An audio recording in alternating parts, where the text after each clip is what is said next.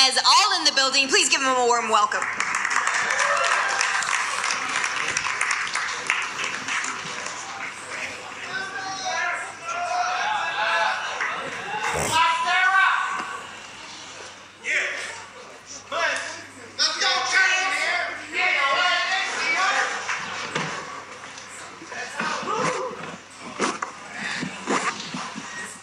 First off, I told them backstage, these might be 3 of the best dressed fighters we have on our roster. So I just want to take a moment to acknowledge that. Dapper Scrappers all around. I mean, y'all know how we do, right? All right, so like I told you guys, we have some questions from Twitter, and then we will get questions from media. So I'm going to start off with a group question. This one is from Telvin on Twitter. And I think it's interesting, because you're all champions, you've obviously all been at the pinnacle of the sport. How did you celebrate your championship wins? I couldn't really celebrate because I was hurt for a while. You know, I always plan this. When I'm done, I'm gonna go take a trip somewhere exotic for like a whole week. Just eat, get fat, drink, do whatever. Nah, I was laid up in the hospital the next week, so I didn't really get a chance to celebrate. But after this one, though, I'm gonna celebrate in style. I might take the private jet to Nigeria. That's what's up. That's champ shit. I'm trying to get like y'all. What about you, Max? Any of you guys watch Creed? Remember the scene when he said that he just won, he knocked out someone, I forget who it was, and he's like, yeah, we're gonna take the city, let's go. And then the next scene is him sitting on the couch, falling asleep, eating ice cream. That's pretty much what I did in Toronto. We were like, yeah, let's go crazy. And then we actually went go eat, we went to the hotel room, and I got ice cream wasted, so that's about it. So right after the fight, I drink a beer and I sleep. And the next day, I go for my friend's house, or I do a huge barbecue at home. And then Lambert, the owner of the gym, he always make like a huge dinner for all of us in the Shima restaurant. And we all celebrate. I go to Brazil, see my family, do a bunch of things. Like, have some fun right after, for sure. Those were 3 like very grounded answers, not like any, crazy outlandish parties at a nightclub, or I bought a Maserati as soon as I walked out of the arena. You guys are all good. All right. Let's move on to some more fan questions. Max, I'm going to start with you. Lemonhead wants to know, what has your toughest opponent been to date? My toughest opponent to date was probably, I would say, was Andre Fili. And he's probably the hardest puncher I faced too. So I think Andre Touchy-Fili, that guy can crack. I know he's a Samoan too, so that's probably why he hits so hard. Dang, that's unexpected, because obviously you've been in these big title fights. You finished Andre, but really interesting. Do you guys have somebody that comes to mind in terms of who your toughest challenge inside the octagon was? For me, I would have to say maybe Leon Edwards. Just because it was harder for me to break his will, and he stayed in there. It's just something about fighters. When you're fighting, you can feel the other guy. You know when stuff are landing, they're affecting him. But for him, he was in there. He hung in there the longest time. So I think that was probably I would say my hardest to date. Yeah, I say Valentina. I think it was a tough one. It was 25 minutes, like pretty tough one, but I was able to get the victory. Yeah. All right, one more for the whole group. This one is from Fame Slayer. Being world champions and some of the baddest people on the planet, do you guys have any phobias? Yeah, I don't like snakes. I'm just gonna be honest. It's just something about them. There's no bone in their body, but the way it's a snake. A snake is a snake. But I'm gonna kill snakes, that's what we do. We kill snakes. It's just something about snakes. I don't care if they're non-venomous or whatever it is. It's a snake. I don't care if it's small, if it's big. If you see a snake, everybody's gonna do this. So I would have to say snakes. I guess if we're talking about bugs, it's a flying cockroach. You guys ever see those bad boys? Yeah, keep them away from me. It doesn't have to be a bug. No, I really can't think. I probably have a lot. If we sat down, if we had all day, I'll go down to it. I got a bunch of phobias, I think. So, but right now, since he talked about snake, flying cockroach, don't ever bring one. You're gonna get spinning back kick. You bring one cockroach around me. I say I have two things. Fly, one of them. I'm like terrified to fly. Really? So, yeah. And you have to fly a lot as Yeah, the UFC champion. Yeah, I always have to sleep literally the whole time fly. My doctor giving me like a medicine that I be able to really not have any anxiety. But I thought one time I'm gonna have a heart attack, and that was the huge thing. I have to get a doctor. I have to go. I have to fix this, because I'm gonna fly a lot. And the second one, needles. Needle? Yeah.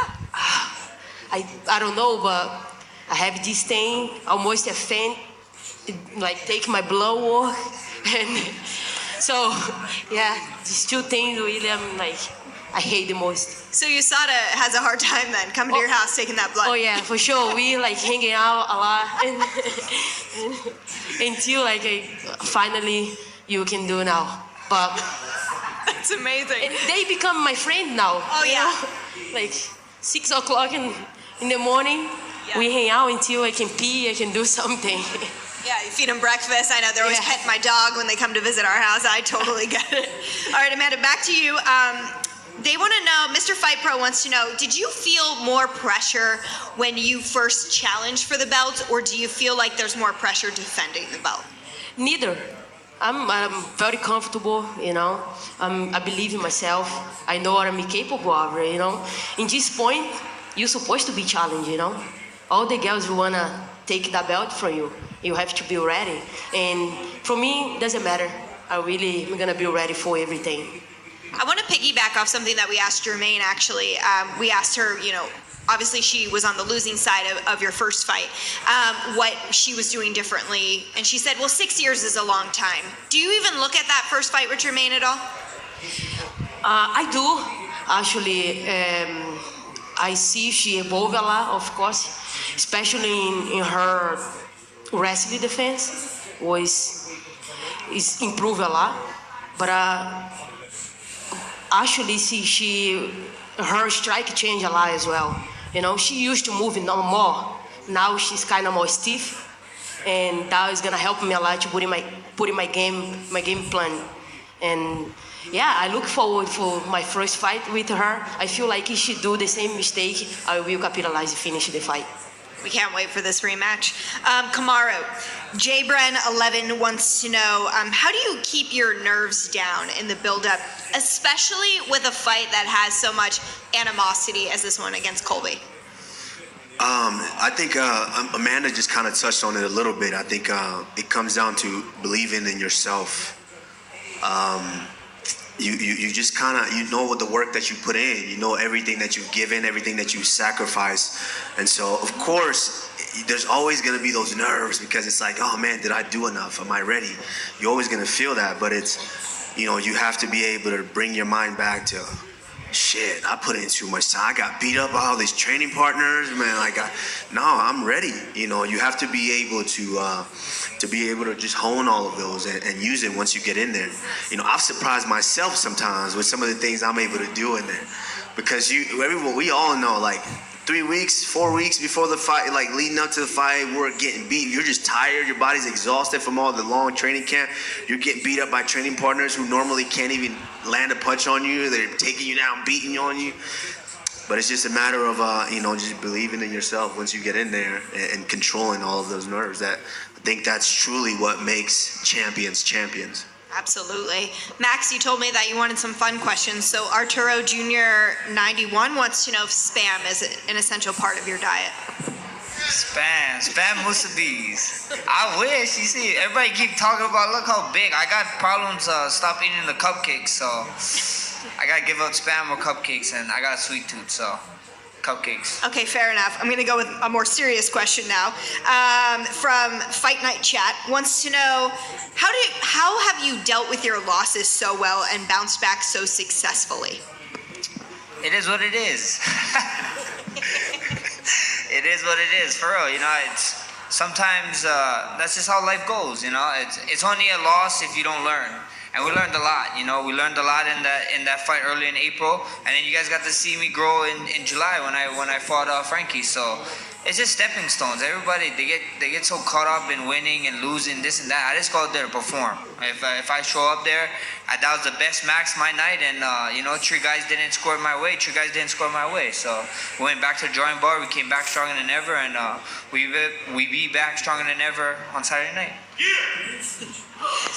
This one's for all of you guys. We actually asked the other panel this question, but I thought the answers were so fun. I would love to hear your responses.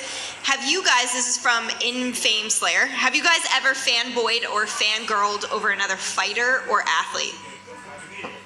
Yes. This was before I got into MMA.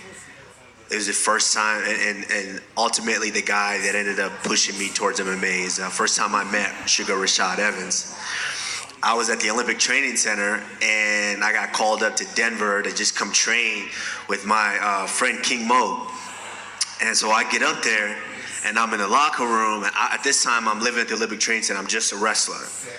And I'm in the locker room. I'm changing. All right, King Mo, then we gonna train. So my back was turned to the door, and two guys walk in. King Mo walks in, and then follows him. Behind him was Sugar Rashad Evans, and this was after Rashad just beat Rampage in that big fight. So he walk in, and I turn around real quick. I'm like, oh shit, that's Sugar Rashad Evans. Inside my head, I'm like, but I ain't gonna say nothing though. I'm gonna be cool, you know. I'm gonna play it cool. And we went out and we trained, and after that, I couldn't believe how amazingly cool and down to earth he was. I love that, Max. Yeah, it was actually Aldo. One of my friends was making his UFC debut on an Aldo card. I forget who Aldo was fighting though. And then I was walking past the media room, and then that's the first time I saw Aldo in person and live. I was like, I walked past, I stopped. I was like, oh my God, it's Aldo. I need to go shake this guy's hand or something or whatever. And I walked back inside, and he's doing media. I'm like, yeah, I'm not doing that to this guy. He's over it. So you know, we're the same weight class. I really was a UFC fighter. I was like, yeah, I can't be going too fangirly over this guy. So I always walk past, and then, yeah, it is what it is. Did you reflect on that when you faced Aldo those two times? Yeah, a little bit. You know, I had that moment with Leonard Garcia. That Leonard Garcia fight was huge for me, because I remember taking that fight with Leonard. I remember looking at the octagon. We were standing in the octagon. I was looking across the cage. I was like, and I turned to one of my cornermen. I forget who I said. I was like, holy shit, I'm fighting Leonard Garcia. Like, it finally hit me. Like, it didn't hit me until I was actually fighting him. You know, I watched these guys in WEC, you know, for a long time, since I was in high school. And I was here 20 years old fighting him. So I was like, man, this is crazy. What a time to be alive. And then, and then with the Aldo thing, you know, it's like a lot of people know I based my game off of Aldo. Like, Aldo's one of those guys that, to me, was in a wrestling dominant sport. He was a striker doing it, and I was like, oh my gosh, strikers can be champions, so I can do this. So, what's up? Amanda, what about you? Growing up, I play soccer a lot. I'm a huge soccer fan, and I'm a huge fan of Ronaldinho Gaúcho, Messi, Cristiano Ronaldo, all those guys. I'm a huge soccer fan, and I want to be a soccer player. But things changed. I'm here now, but things worked out. Yeah, things. I feel like out. they're just fine for you. Yeah, definitely. All right, let's see. Did you guys do the Spotify thing? People were interested in Did you guys do that? Spotify. Oh yeah, I'm in the process of doing that now. I'm still throwing music out there. I have a crazy taste in music. It might be rock and roll. It might be The Red by Chevelle one day. It might be LMA, Boot Up. It might be something crazy one day. Of course, everybody knows I love my Afrobeat, you know. So. Did you guys do that? No, I'm an Apple Music kind of guy, so let me know. I'm with you. I listen a lot Brazilian music, you know, samba, you know, axé, pagode, like a bunch of things, sertanejo, and I have some fun. Listen, sure. All three of you always seem to have fun. I feel like I've never been around you where you're not having a good time at whatever point in fight week or camp or outside of camp it's ever been. You're three of like the most chill athletes to be around. We litty. Yeah. Three of us. Let's see. What else do we have? What kind of meal what's your go-to meal after a big win? I'm not really a bad eater. You know, I don't really like chocolate or candy or none of those. I don't have a sweet tooth, but Show off. I would just, I mean, I wish I would Shame on because you. I see people eating chocolate. I'm like, damn, that looks so good. Like all these My cakes and problem. pies. Everybody talks about Thanksgiving like, oh, I'm going to get a pumpkin pie or a pecan pie. And I'm just like, man, I wish I was into that stuff. But for me, it's just, I love Thai food. So chicken fried rice or combination fried rice, I'm into that. We got some Thai spots Especially here now. in Vegas that are amazing. Don't remind me. After your fight.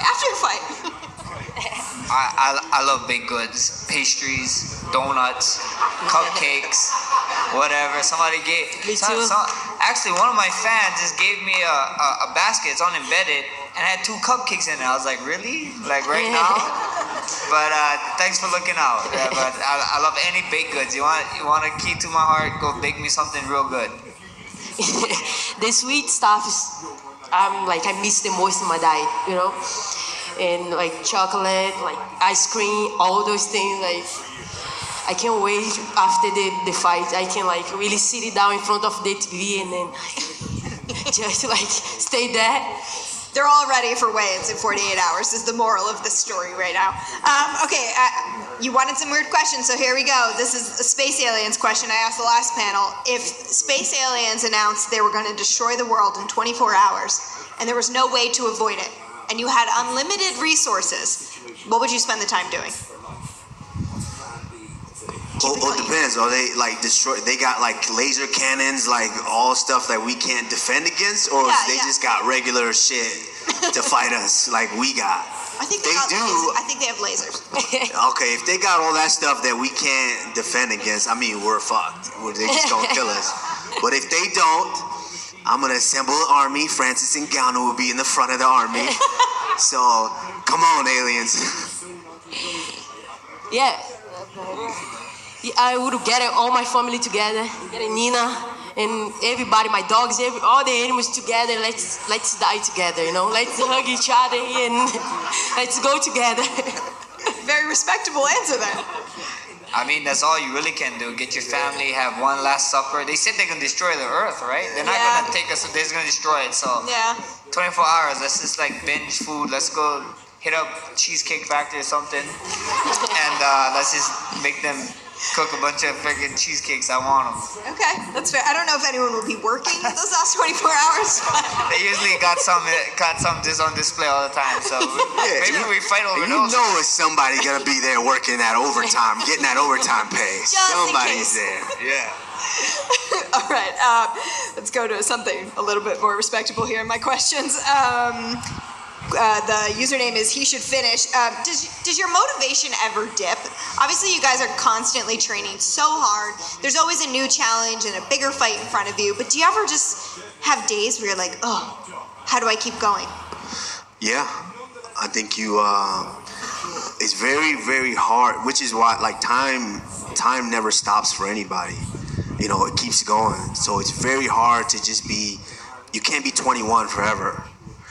You know, like Max's man, he was 21 when he seen Aldo, but I'm sure Max was hungry as shit. Like he was like, I'm making maybe 8 and 8 or something at that point. Like I'm trying to make millions. I'm trying to take care of my family, so motivation changes. But now when you start making the millions, motivation changes. So it's gonna be a wave, but it's, you know, part of being a champion is finding a new way to get that motivation back to stay a champion.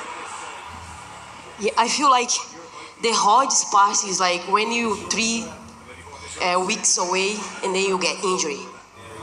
And then you're looking at me like, how am I gonna do this? I have to go to the gym, I have to training, I have to I have to walk in the gym, what am I gonna do now? And then you can question a little bit like, damn, like, if I'll be able to make it, I don't know.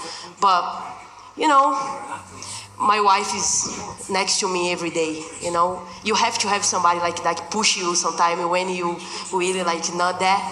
But when I walk out to my bedroom, I see my 2 belts, actually couple belts in my house right now.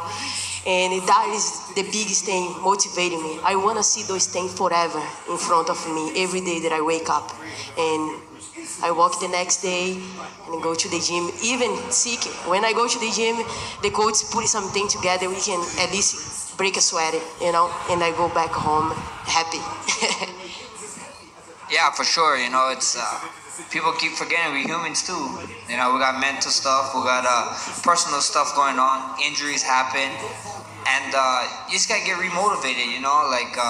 Like George St. Pierre once said, it's easy to win the belt, but it's hard. It's harder to keep defending it, and people don't understand why it's hard to defend the belt. It's hard because us champs, we just re-earning what we have already. Like. We don't even get new belts anymore. We get little octagon things now. We should get rings though. UFC, get me a ring.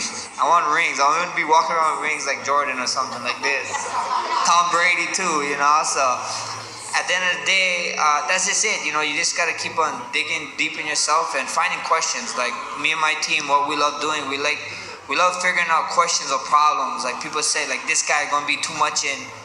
For Max here, this and that, be like, okay, I'm gonna jump right in the deep end with this guy and let you guys know, like, is he too much or am I too much? So at the end of the day, it's just figuring out what you want and just keep striving. All right, one more question before we turn it over to media. Do you guys have an MMA greatest of all time in your mind, excluding yourselves? Is there somebody either that you've just always loved to watch, or you think, oh, that was the greatest fighter of all time?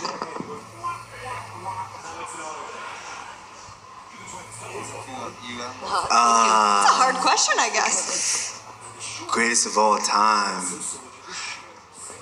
Honestly, I might be a little biased because I kind of know the guy. I would have to say maybe John Jones.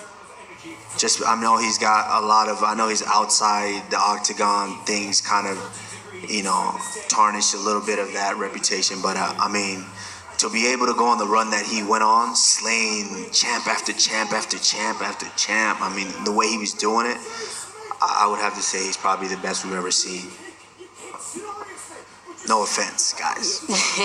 I feel definitely John is pretty fun to watch, and George St. Pierre as well. I feel like watching him fight, like the time he has, like the time of the takedowns, everything's like pretty amazing, and I look up to that kind of style a lot. I wanna be able to time everything in the fight, and I've been doing that very well. Or whatever, when I wanna take the person down, I'm gonna do it. When I wanna strike, I wanna strike. I feel like George St. Pierre, I look for a lot that style.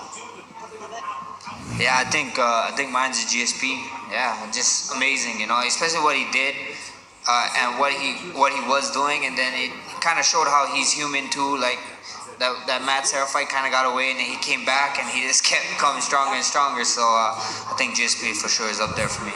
Well, I think a lot of people would name you guys as well as some of the greatest ever. So with that, let's turn it over to our media. John Morgan, I see you.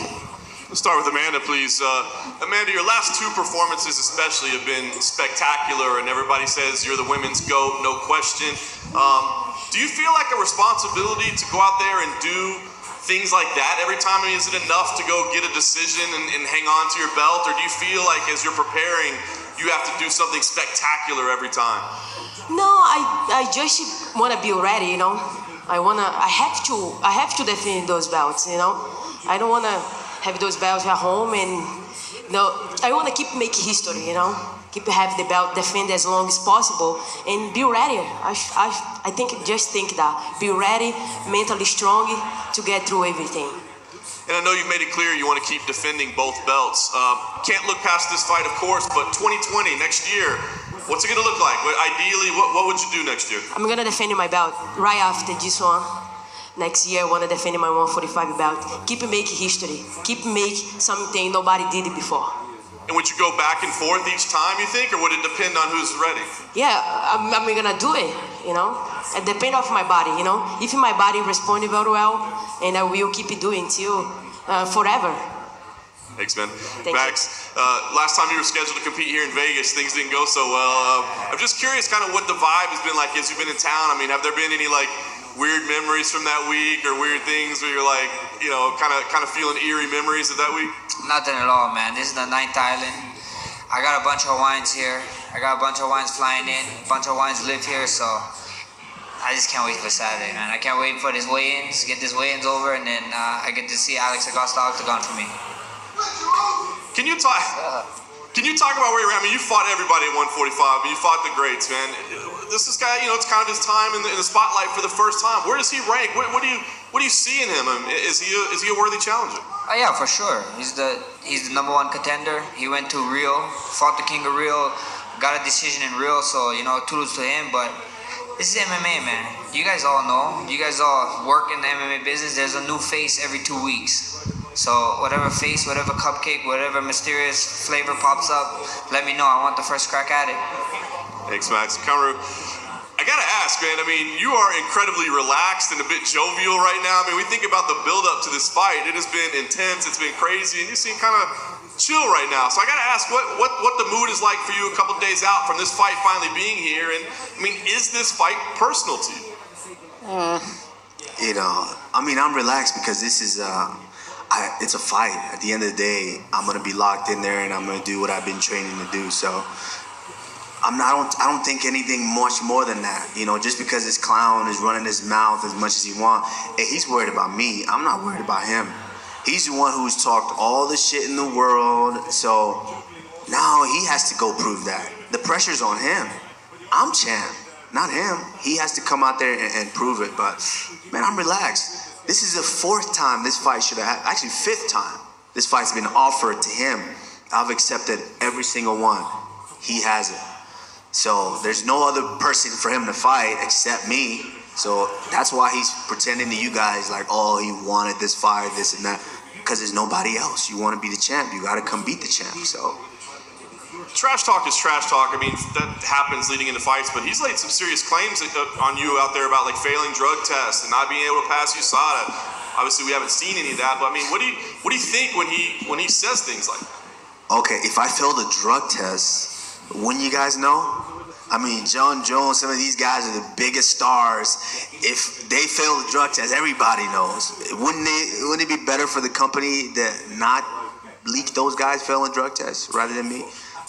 This is just stupid. This is him trying to make excuses why he's going to get his ass kicked on Saturday night. And then he's already now came out and said that, hey, this is just an act. I don't give a shit. Yeah, he came out. He said it was just an act. They were going to cut me, so I put on this act. You fucking nerd. It doesn't matter. After you get your ass kicked, you can do whatever you want to do. I don't care. It's all going to go down on Saturday night, but tomorrow there'll be a face-off. Friday there'll be a face-off. I know we're all really looking forward to it. Let me ask you, what are you expecting out of those moments when you two guys are standing there face-to-face? How are you expecting those to go, and what are you hoping to take out of those moments? Nothing. I'm like you mentioned, I'm just very, very relaxed right now. I'm just ready. I'm ready to go. I can't wait to step off the scale on Friday. That's what I'm looking forward to. For him, the face-off, I don't really care. We all know what a face-off is. When you finally go face-to-face, it's just, your heart rate might go up a little bit, but, that's it. And then, next thing you know, it's Saturday, the ref is asking you, are you ready? Hell yeah, let's do it. Max, question right here. After your last fight at UFC 240, a lot of people are asking you if you would fight Volkanovski on that Melbourne card that was 2 months later, and you said the only thing you want to do is you want to do a couple tests to see where your brain was, and you point to your son. You said it's not for me, it's for him because I want to be around down the line. How did you take those tests, and was everything good? Yeah, me and my team, we take medical and recovery and everything super serious. So I didn't want to be like, yeah, let's do it. And a couple weeks later, go check up for. I just actually go up to just get checked up, to be honest. And then they tell you, oh, something's wrong with your hand, and I can't fight. I look like the biggest douche ever. You know what I mean? So at the end of the day, I didn't want to do that to him. Promise him something that I couldn't keep. So we just was waiting, and then, so be it. We're here at the biggest fight of the year card, and I can't wait. Similar questions for Kamaru and Amanda. How serious do you take the test immediately right after, like brain scans or whatever, to check where you're at before you even think about your next fight? I take it very, very serious. Let's be honest. Right after the fight and you're successful, of course you want to jump right back in there. You're like, oh, that wasn't that bad. I could do that again. But I actually do take it very serious as far as being tested because I have a 5-year-old daughter. And one of the biggest things for me is I always said, man, when I'm in my 40s, when I'm done competing in this sport, I want to be able to play with my daughter, not just sit on the couch and just watch her run around and say, all right, good job. No, I want to actually be mobile and able to play with her. So, yeah, of course, you got to take those tests very seriously. Yeah, for me as well. Of course, when we go to the media right after the fight, we already, who is gonna be the next? And the media already ask you, who's the next? Who's the next? But of course, I take my vacation very serious. You know, go home, stay with my family, recovery, see if I have any little injuries that I have to take care to come back train strong. And yeah, waiting for luck for the next step right after. Max, you actually said that Andre Fili was probably your toughest fight to date so far, but looking at Alex, in what way could Alex be your toughest fight, and in what way could Alex be your easiest fight? The beautiful thing is we get to find out. We get to find out come Saturday, you know, we see what happens. I don't know, you know, everybody can be like, oh, maybe you fought this guy, he's like Alex, but he's not, you know what I mean? And there's a lot of guys that be like, oh, Alex fought guys like you and look what he did to him. But they're not me. Was those guys ex-champions? You know, do those guys have the heart, the mindset that I have? Like, everything always comes into play. So at the end of the day, I just can't wait to see him. You know, he presents a lot of questions, you know, and me and my team sat down, we talked about it, and we think we got the answers. So live on pay-per-view or live at T-Mobile Arena, come see it. Then for Amanda, you know, you've knocked out Chris Cyborg, you knocked out Holly Holm. Jermaine Durandamy, you know, had a very close fight with Holly Holm, and she opted to drop the belt rather than even fight Cyborg. So I'm curious, when you're looking at her as a competitor and as a champion, how do you really feel about her, considering that she would walk away from a belt rather than fight someone? You only prove if you're a champion if you defend your belt. You know, she proved she gave up her belt. She's not supposed to be in this spot that I am in right now. I feel like she evolved a lot. She's a very tough opponent, but I will have all the answers for Saturday night. I will walk away with my belt. There's no doubt in my mind. And then for Kamaru, you've basically inherited the bad blood of most of the UFC. You know, whether it's his teammates or other fighters in the division, the entire country of Brazil, people want to punch Colby in the face, and you get the chance to do that. But I'm curious, where does it begin with you? You guys have both been based in South Florida at rival camps. I mean, at some point along the way, you must have come across each other before this fight, knowing that you're going to fight each other one day. Actually, my second professional fight, he was offered to me, and that was in 2012. I was 1-0. I just started. I never done jiu-jitsu ever in my life, nothing. You know, I just came in as a wrestler and I started striking in our crazy gym. And so they offered him to me. And I said, yeah, I didn't give a shit. I was broke as hell. So I said, yeah, I'll fight him. Give me 1-on-1, I'll fight him. Yeah. And so I knew of him loosely because the wrestling world is so small of the elite wrestlers. So I knew of him. So I said, yeah, I took the fight. But he turned down the fight, and I know he turned it down because his coach at that time is my coach now, who happened to be my first ever wrestling coach. So he turned it down years later, you know, same old, you know, but man, I don't, what was the question again? Damn, I lost my train of thought. Where did it all start? Yeah, it started, you know, even back then. You know, like if you guys really dissect this thing, it's I don't think it's ever in the UFC we've ever seen anything like this. How the ties that me and him have. It's crazy, you know, to both be 15-1, you know, that common opponent, the guy that beat him, I beat, the guy that beat me, he beat, you know, to where we have mutual friends, judging, going all the way back to college, you know, so, you know, it's a crazy story, and I'm glad that on Saturday I finally get a chance to put the nail in the coffin.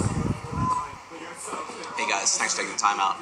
For Amanda, Jermaine was up here earlier before you guys came up, and she said that she thinks that you're going to shoot for a takedown on her. Do you think that's going to be your game plan? Do you have any thoughts on that? I have so many things to do in this fight. I just have to take my time. I think what I'm going to wait for, she make a mistake. I know she's going to make mistakes like it was the first time. And I'm gonna capitalize, you know. But the takedown for sure is something that I look for. But I don't know when it's gonna happen. I know I'll be able to strike with her. You know, I believe I can knock her out. And I know she's very good what she have her strike. But I already see a lot of holes. You know, we know each other very well. This is my second camp for her, you know, and I know I'm gonna finish her. Thank you. And then for Max, you seemed surprised when you heard that Kamaru say that Colby said he was putting on an act. You seemed very surprised by that. Why? What was your thoughts? That's heavy, cuz I don't know. If you're gonna put up an act, I think so. You gotta stay with the act. You know what I mean? You cannot just like when you retire, you come out and be like, you know, like WWE guys. You know what I mean? They do their stuff and they keep that act no matter where they're at. You know, and then when they retire, then they talk about like, oh look, it was an act and this and that. So kind of surprised that he kind of just came out of nowhere and said it. That's got me shook. Kamara, thoughts on that? What Matt? Yeah, that's exactly how I felt. You know, like if you're putting on an act, then you gotta sell that. That's your shit. You gotta sell that. You know, but that just lets me know its weaknesses already. He's already finding, like, come on, let's dissect this thing. You're already finding a way out. People don't hate me. Once I get beat up on Saturday, don't hate me because I was just putting on an act. You know, because they were gonna cut me. You know, he's doing that. And did you guys realize when I fought Tyron Woodley here in this same exact building, I had my open workout. He showed up at somebody's open workout. If you want to be the champ, you're going to show up at the champ's open workout and try to distract them, right? Why you show up at mine? Because he knew what was going to happen.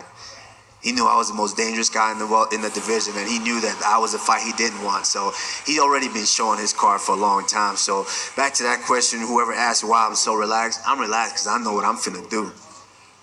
And then just for any one of you guys, like, have any of you felt like you need to put on an act as like a UFC fighter, as UFC champion? Maybe not to the extent that Colby does it, but maybe something that you wouldn't normally say, but you felt like you had to say just to keep up appearances or what have you? I think that's why you got the Power 3 up here. We don't have to do all that.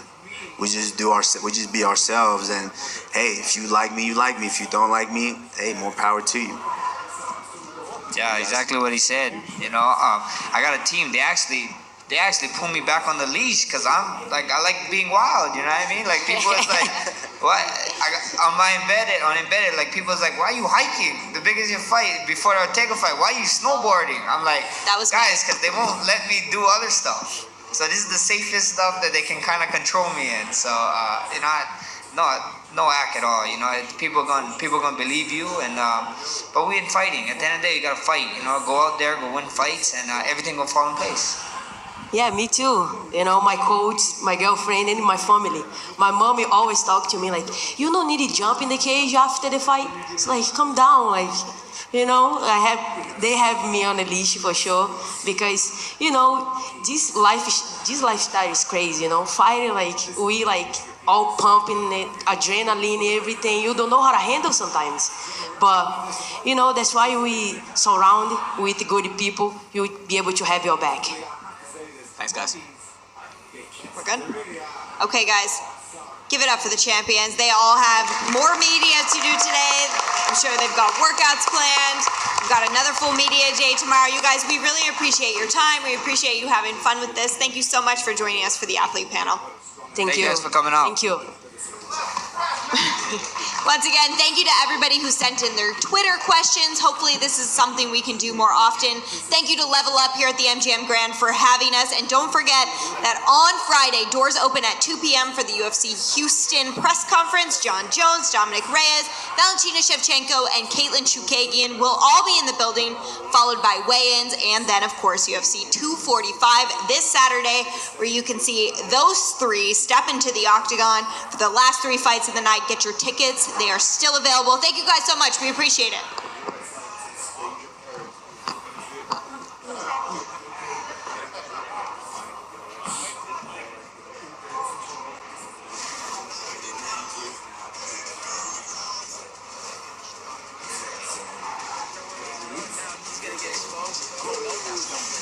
Max Holloway is the greatest featherweight champion of all time. 15 consecutive wins, 7-0 in the UFC. She is the best. How did it come here?